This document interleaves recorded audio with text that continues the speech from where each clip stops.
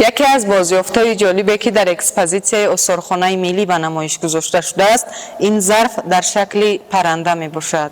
ظرف نقش مخلوق سه‌پایه افسانوی با بدن پرنده و سر جانوری نامعلوم داشته 24.5 سانتی متر بلندی 15 سانتی متر پهنایی دارد. ظرف با خاکه سیر، روپوش و آرا داده شده است. در سینه‌اش مهر است که با سه‌کونجه های در مابین نقطه‌دار آرایش یافته است. قنات‌ها هموار نشان داده شده در مهر داخل آن ستارچه های بسیار جلا و نقطه‌چه های نقش یافته به نظر می رسند.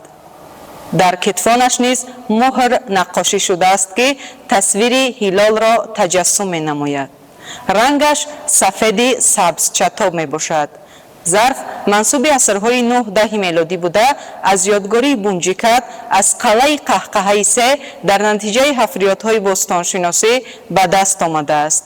برای دیدن و از نزدیک شناس شدن با این بازیافت نادر مرحبا به آثارخانه ملی.